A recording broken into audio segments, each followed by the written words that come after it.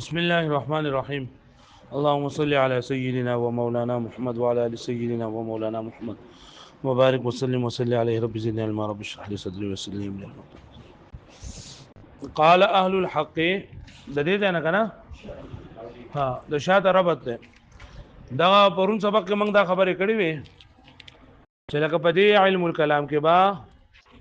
په علم الكلام کې هغه دلایل سمعیه بیانېږي، دلایل نقلیه بیانېږي. یعنی کومه خبرې چې په دې علم الكلام کې دي هغه د قبر خبره، د قیامت خبره هغه دي. نو دا او د الله تعالی ذات او د الله تعالی صفات دا وګ بیانېږي. نو د دې مخکې ته لکه دا نور خبرې دی ولې شروع کړي، اعیان او اغراض او دا دی ولې شروع کړي. نو دی وایي چې د علم الكلام بنیاد دی کنه دا په دې باندې دی چې دا څومره چې موږ ته نوې پیدا کړی شوي سنونه دي په دې باندې دلیل دی چې دا ټول هر څه دلیلونه دي په وجود د صانع باندې. دا څومره سنونه چې نوې پیدا شوي دي نه دا د په دې خبره باندې دلیل دی چې یو صانع موجود دی او هغه یوازې ذات دی او دغه لپاره صفات ثابت دي، دا لپاره صفات سری ثابت دي. نو چې کله اول د دې موجوداتو په ذریعه سره ته د وجود صانع پته ولګي، د الله تعالی پته ورته ولګي، نو د دې په ذریعه سره به بیا سمعیات ته وځي، یعنی دلیل نقلی ته وځي چې دا قبر ثابت دی کنه ثابتو په کم دلیل سره ثابت دی، د مرګ د وروسته را پیدا کېدل، جوړبار ژوند کېدل ثابت دي کنه دي ثابت، حشر نشر ثابت دی کنه ثابت. نو دا ټول هر څه دي کنه نه دا وروسته پیژندل دي. د دې هر څه پیژندل د الله تعالی په ذات باندې، د الله تعالی په صفاتو باندې پیژندل موقوف دي. چې دا الله ذات او د الله صفات او پیژنې نو دا الله او دغه شان د الله رسول پیژنې نو بیا به معجزات او پیژنې او داګه نه بعد به تر نور خبرې اترې دي نه پیژنې. نو دی ودی نه مصنف رحمت الله علیه اول د الله تعالی د ذات او د صفاتو ذکر کوي او د الله تعالی د ذات او د صفات لپاره د دې مخکې د موجوداتو ذکر کوي. یعنی کوم څه چې زمونږه تاسو ته چې نه دا اخکاری لکه موږ د کوم څه کوي دوه قسمه دي، یو اعیان دي یو اعراض دي. اعیان چې قائم بالغیر نه وي او اعراض چې قائم بالغیر وي. قائم بالغیر مطلب سره لکه دا ګلاس ته کنه ګلاس، نو دا ګلاس خو یوازې د دې سره دغه خو نشته ره، خو چې دا پس مګه باندې کې موږ دا قائم بالغیر دی، یا دا دیوال دی نه دیوال عین دی، په دیوال باندې رنگ چې دا عارض دی. نو دغه موږ ته څومره سوزونه چې ښکاری یا اعیان وی یا اعراض وی. اعیان چې قائم بالغیر نه وي یعنی په بل څه باندې قائم نه وي، او اعراض دې ته لګي چې قائم بالغیر وي. نو دی بل اول د اعیان او د اعراض یعنی څه چې موږ تاسو ښکاری د دې ذکر وکړي، د دې نه ورستو بیا دغه مقصودی خبرې دي او د دې د اعیان او د اعراض او د موجودات مبارک را خبره ده کوي چې دې په دې سره دغه مقصودی سیستا دې ته موږ ځان ورسو. هغه پوه شو به باندې اول دا ربط بیان کو چې قال اهل الحق حقائق الاشیاء ثابته. دی وایي چې حقایق د شذونو ثابت دي، نو په دې باندې اعتراض ده. اعتراض دار چې لکه دا خو په علم الكلام کې خو د دلیل سمعیات بیانېږي او د قبر قیامت خبرې دا ثابت ول دا به بیانېږي، او ته چې حقایق د اشیاء ثابت دي نو حقیقتونه دا په کول بیانې، شذونه په کول بیانې، داغي دغه بیان کړل، وجه بیان کړل چې د دې علم الكلام بنا د علم الكلام بنیاد دا بدکه محدثات په وجود باندې دلیل نیول دي چې دا چې په دې چې د کله ته د محدثات په دې دانی پیدا کېدو کې شذونه عمومي او پیژنې د دې په ذریعہ سره وتا ته دا خبره راضی په ذهن کې چې یو صانع موجود دی، یو پیدا کوونکی جندا موجود دی.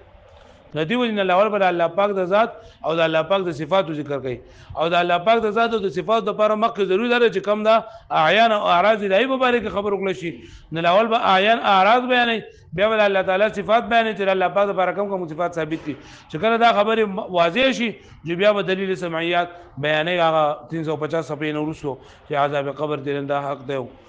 حساب کتاب حق دی، دا خبره بیا ورسو بیانې. په دې باندې پوه شئ دغه ځای پرو بیا زو مخکې. ثم لما كان مبنى علم الكلام على الاستدلال، بیا چې کله مبنا بنیاد د علم الكلام په استدلال باندې چې دا بوجود المحدثات په وجود دا نوې پیدا کړل شو محدثات ویلېږي نوې پیدا شوې سونه چې دا دلیل په سمانه علی وجود الصانع په وجود د صانع پیدا کوونکې وتوحیده وصفاته وافعاله دا الله په توحید په یووالي دا په صفات او دا په افعال باندې. ثم الانتقال منها الى سائر سمعيات او بیا به د دینه ذهن زی منتقل کیږي په ذهن درینه نور سمعيات د سمعيات دلایل نقلیه او ته ویلېږي. مطلب لاول وته د الله تعالی یوواله د الله تعالی صفات د الله تعالی ذات د الله تعالی افعال دا د دینه بیا تزيد دغه دغه طرف ته دلایل سمعيات ته. نو چې کله د ری باندې موقوف او دای بنیادو نو ناسب تصدیر الكتاب بتنبیه نو مناسب وا چې مخکې ذکر کړی شي مخکې کېدل د کتاب مخکې کول په کتاب کې بتنبیه تنبیه علی وجود ما یشاهد په وجود لازم کم چې مشاهده کولېږي د عیان او د اعراضونه لکه پوه شوي نو یې په دې باندې چونکې دغه هغه پیژندل موقوف دي نو ځکه د عیان او د اعراض ذکر کوي لیتوصل بذلك تبای چې ورسول شي په دې په ذریعه سره الى معرفه ما هو المقصود الاهم معرفت دا هغه څه چې هغه مقصود او هغه اهم دي لکه پوه شوي نو فقال اهل الحق حقائق الاشياء ثابته نو اهل حق وایي چې حقایق د اشیاء ثابت دي. اهل الحق نه مراد اهل سنت والجماعت دي. د اهل الحق نه مراد اهل سنت والجماعت دي. حق څه ته ویل کېږي هغه حکم ته وایي چې مطابق وي د واقع سره هغه حکم چې مطابق وي د واقع سره. موږ بیا د حکم تعریف کړو چې د یو سیز بل طرف ته نسبت ثبوتی یا نسبت سلبی کول. نسبت ثبوتی کول زمې زید قائم زید ولاړ دی دلته ما دې زید ته د ودریدو نسبت وکړو دا ثبوتی دی. ثبوتی معنی یعنی نفي پکې نشته دی. او نسبت سلبی چې ته زید ليس بقائم دا نسبت سلبی دی. نو دې ته حکم وایي موږ وایي زید نه دی ولاړ نو دا ما په دمانې د نه ودرېدو حکم ولګوم. پوه شوئ نو د یو سیز بل سیز طرف ته نسبت ثبوتی کول یا د یو سیز بل طرف ته نسبت سلبی کول دې ته حکم ویل کېږي. نو که دغه حکم د واقع سره مطابق وو جدا حق دی اگر د واقع سره مطابق نه وو جدا باطل دی. لکه دغه خبره لمه وی زید قائم زید قائم دی حکم خو ما ولګو کنه اوس دا زید په حقیقت کې کولاړو جدا حق خبره ده اگر په حقیقت کې نه ولاړو جدا بیا سره باطل خبره ده. په دې خبره باندې پوه شئ تاسو ها یا لکه ما تاسو ته پرون مثال ویلو چې السماء فوقنا دا ما یو حکم ولګو چې اسمان زمونږ له پاسه دی و زبار دو د اسمان خامخا زمونږ له پاسو نو دا موږ دا حق خبره ده. خو زما السماء ليس بفوقنا اسمان زمونږ له پاسه نه دی ته چې بار دو دی و دې کتل اسمان خو زمونږ له پاسو نو دا باطل دی. پوه شئ حق څه ته وایي هغه حکم ته چې مطابق وي سره د واقع سره بیا او د دې مقابل سره دي د حق مقابل سره دي باطل دی. بیا حق او صدق دا دوانه یو شی دی او کنه فرق دی پکې. نو حق چې نه دا عام ټکی دی او صدق چې نه دا خاص دی. حق دا لکه څنګه چې د اقوالو د پر راځي دغه شانتي د عقاید د پر هم راځي دغه شان د ادیان د پر هم راځي د مذاهب د پر هم راځي. لکه وایي اقوال حقا عقاید حقا ادیان حقا مذاهب حقا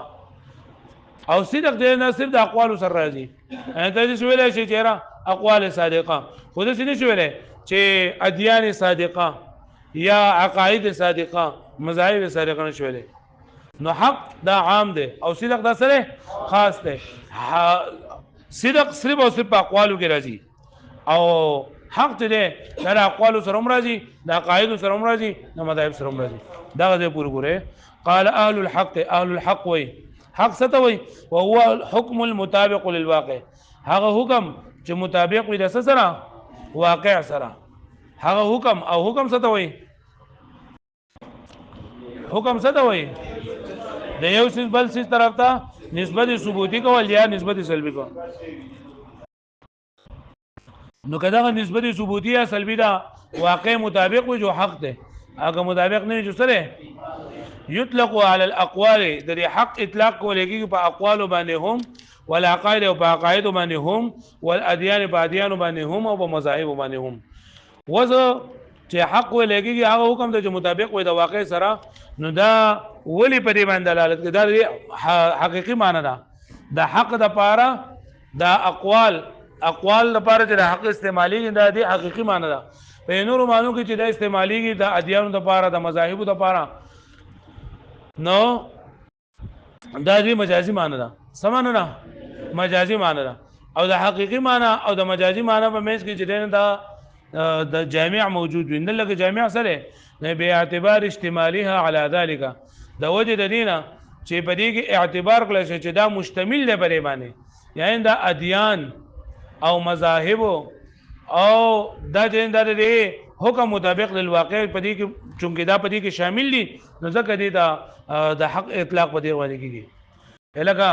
ورې مونږ کوی کنه چې حق دې ته ویل کېږي چې هغه حکم ته چې مطابق وي د واقع سره او حکم څه ته وي د یو څه بل طرف ته نسبت ثبوتی یا سلبي کول کنه نو په دې عقایدو کې په مذاهبو کې په دې کو خلق دغه نه او په دې کو نسبت د یو څه بل څه نه نو دې ته ولې حق وي نو ځکه چې دا عقاید او مذاهب او ادیان دا چونکه په دغه حق خبرو باندې مشتمل وي په حق خبرو باندې مشتمل وي نو ځکه دغه ته هم حق نسبت ورته کیږي پوه شو به معنی به اعتبار اجتماعي على ذلك په اعتبار د دې معنی چې دا مشتمل وي په دغه باندې مشتمل وي په دې باندې لکه څنګه چې اشتمال د کل په جمله ويقابله الباطل او د حق په مقابل کې باطل لازم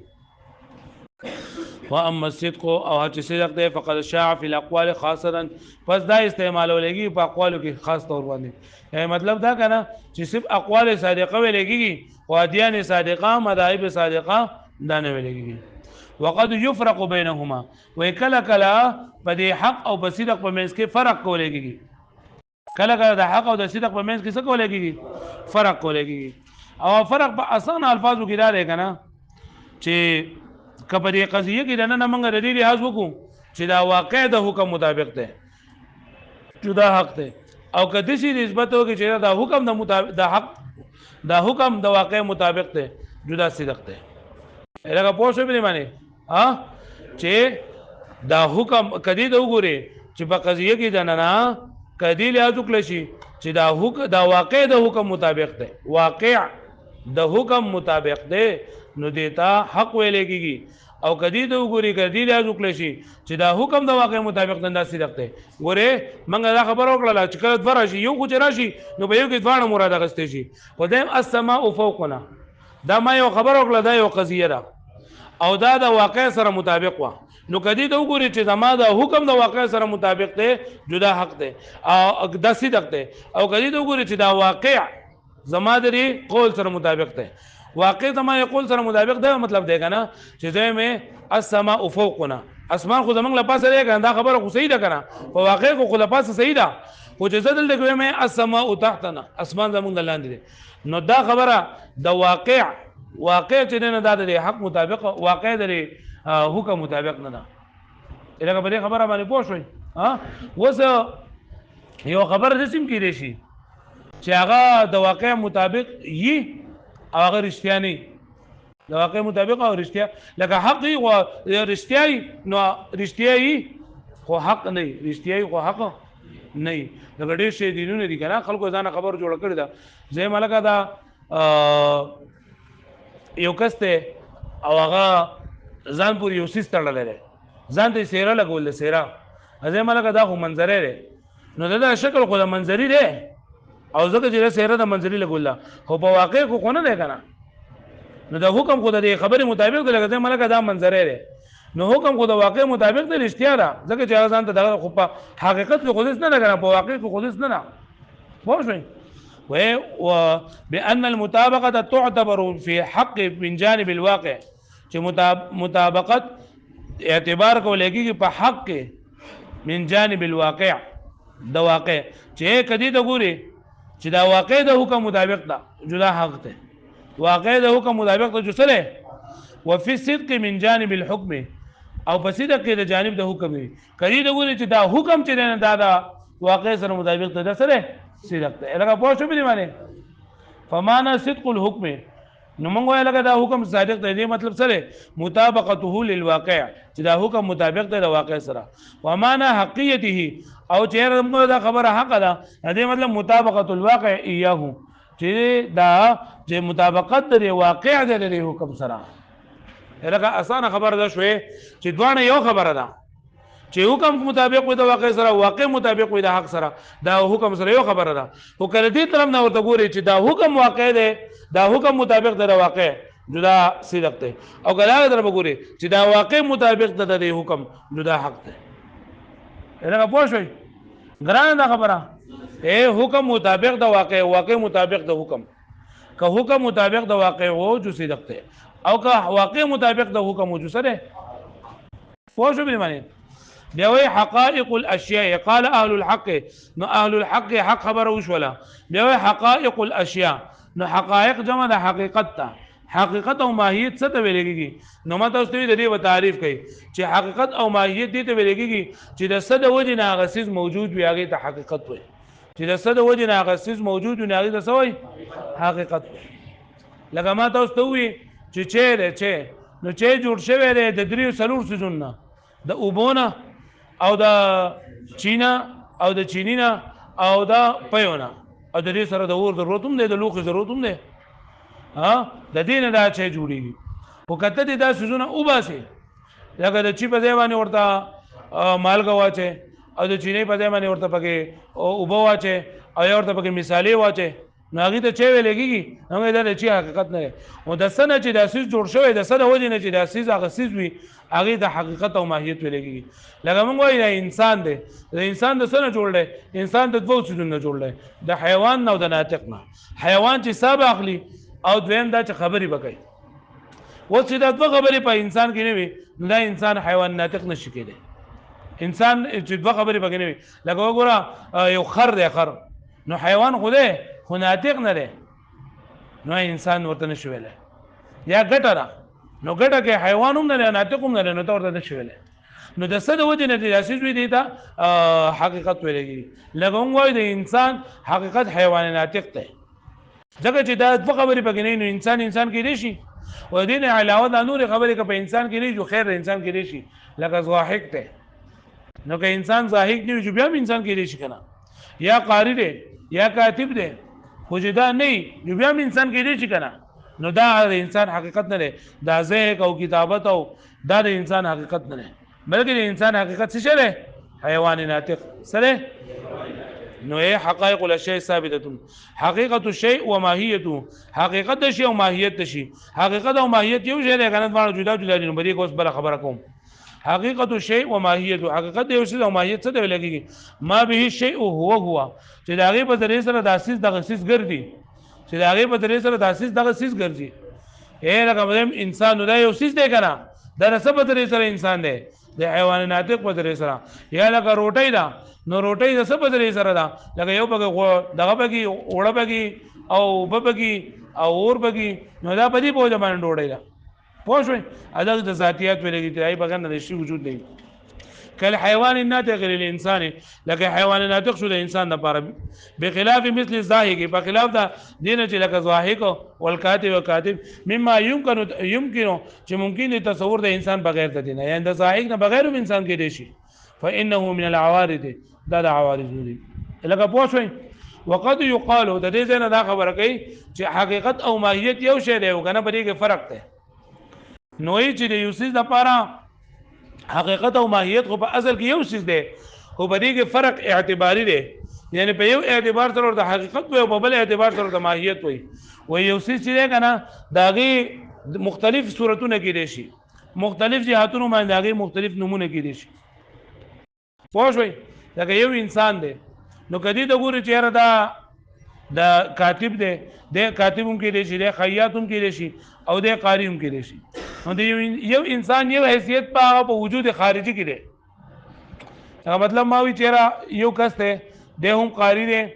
هم چیرې نه دی عالم دی هم مفتی دی هم پلار دی هم زوی دی هم رور دی هم د چا خاوند دی